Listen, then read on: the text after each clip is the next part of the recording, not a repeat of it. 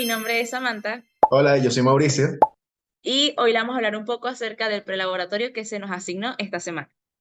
Una de las cosas importantes que necesitamos para saber para este laboratorio es el multiplexor 157. ¿Qué es un multiplexor 157?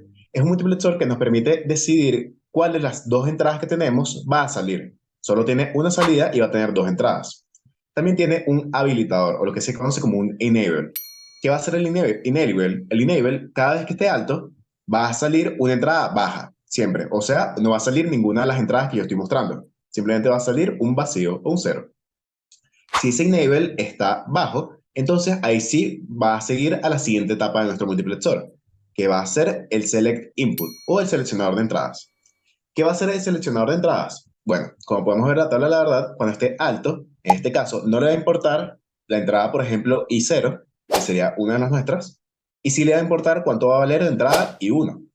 Y esa entrada I1, si la toma como un bajo, también la saca como un bajo, y si la toma como un alto, la saca como un alto.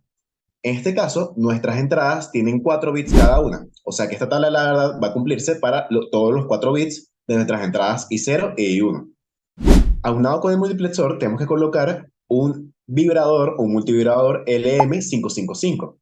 Nuestro LM555 lo vamos a colocar de una forma astable. ¿Qué significa esta forma astable? Que nuestro LM555 va a estar oscilando o va a funcionar como un temporizador y nos va a arrojar un tren de pulsos de onda cuadrada. Este tren de pulsos de onda cuadrada vamos a controlar el delay y la duración con una resistencia y un capacitor externo.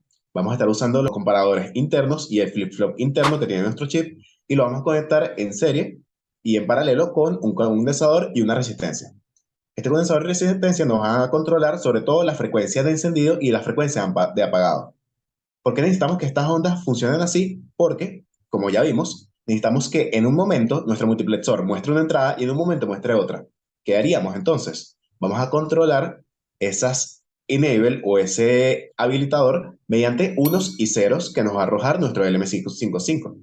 ¿Cómo lo va a arrojar? De la siguiente manera. Esta es la configuración interna de nuestro 555. A esta configuración interna le estamos agregando en el puerto 2, que es el trigger, un condensador y en nuestro puerto de discharge unas resistencias en serie. Estas resistencias que van a ser simplemente un control de voltaje y van a usarse para poner tanto en corto como en saturación nuestro transistor. ¿Qué va a suceder con esta configuración del LM555? Ok, se conecta el reset al VCC. Al estar el reset control conectado a VCC, significa que nuestra salida va a ser un 1 y nuestra salida negada va a ser un 0. Porque nuestra salida es un 1 porque el reset entra negado. Entonces se setea nuestro flip-flop. Y al estar esa salida negada con un 0 y conectada a nuestro transistor por la base, entonces nuestro transistor se va a corto. Si se va a corto, nuestro voltaje de entrada va a entrar y va a empezar a cargar nuestro condensador, como podemos ver en la gráfica a la derecha. Nuestro condensador se va a cargar y no va a cambiar nunca el circuito hasta que ese condensador alcance 2/3 del voltaje de VCC. ¿Qué pasa cuando ese condensador encuentra 2/3 del voltaje de VCC? Que va a empezar a afectar a los comparadores. Si podemos dar cuenta, el pin negado de nuestro primer comparador es 2/3 del voltaje VCC y el pin positivo de nuestro segundo comparador es 1/3 del voltaje VCC. Entonces, cuando nuestro condensador tiene un voltaje mayor a 2/3 de nuestro voltaje VCC, va a ser mayor al pin negativo de nuestro primer comparador. Eso va a informar que va a arrojar un 1 en nuestra R. Pero está siendo mayor también a nuestro 1/3 de voltaje VCC para el comparador 2. Entonces va a arrojar un 0 para la S. Cuando nuestro flip-flop está en 1 y 0, va a tomar cuenta el 1. El 1 está en el reset.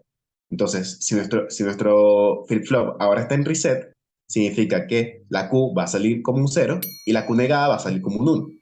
La Q negada al salir como un 1 pone en saturación nuestro transistor y al estar nuestro transistor en saturación significa que se va a comportar como un cable. Esto va a empezar a descargar nuestro condensador y a poner en corto tanto nuestra VCC como nuestra R1 y empieza a descargarse nuestro condensador.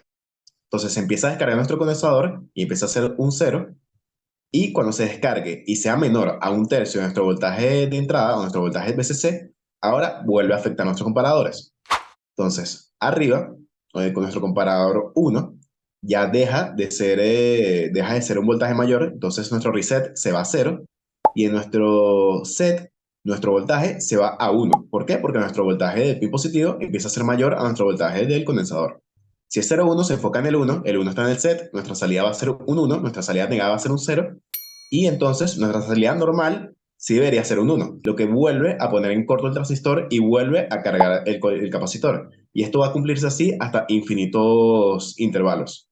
Ya vamos a ver más adelante cómo vamos a calcular este tiempo de encendido, este tiempo de apagado y cuál va a ser el duty o el trabajo de nuestras ondas en un periodo.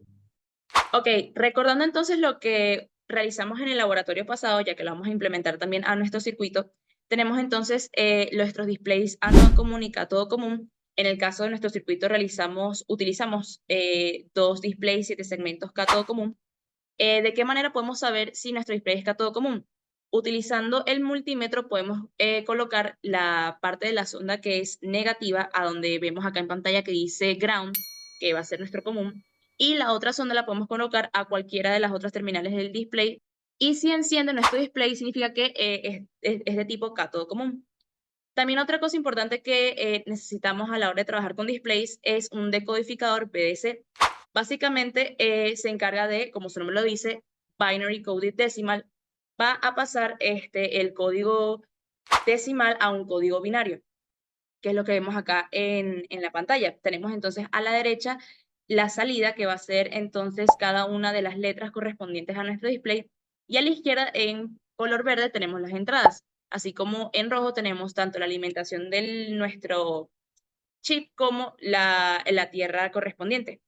Aunque en la parte, en el color verde vamos a realmente utilizar 4 entradas, que aquí las denominamos como D1, D2, D3 y D0. Las otras 3 entradas son denominadas LT, BL y LE. LT enciende todos los LED. Como vimos en el laboratorio pasado, es una forma de saber directamente si nuestro LED de entrada, si nuestro display de entrada sirve o no. También tenemos el BL, que apaga todos los LED, que este también es una parte fundamental en nuestra elaboración del proyecto, del circuito. Y luego tenemos LE, que es un valor arbitrario que lo vamos a utilizar para colocarlo a tierra en el circuito. Luego también utilizamos un par de transistores de tipo 2N222.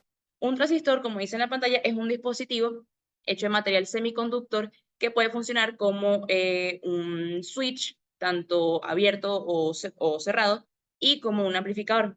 En el caso de nuestro circuito, la vamos a utilizar como un switch. Entonces, vemos acá en pantalla que el transistor cuenta con 3 terminales, colector, base, emisor, dependiendo de su configuración, y es de tipo transistor NPN, como vemos en la pantalla, debido a que la flecha sale por la parte del emisor, está saliendo y no está entrando. Entonces, ¿de qué forma nuestro transistor está en corte o está en saturación? Si en la base existe voltaje, nuestro transistor va a estar en saturación. Saturación significa que es como si hubiese un cable completo, por lo tanto va a haber 0 voltaje. Por el otro lado, si en nuestra base no hay un voltaje, lo que significa es que nuestro transistor va a estar en corte, como si estuviese abierto. Pero está nuestro 157, que el 157 es simplemente un multiplexor de 4 perdón, de 8 a 4.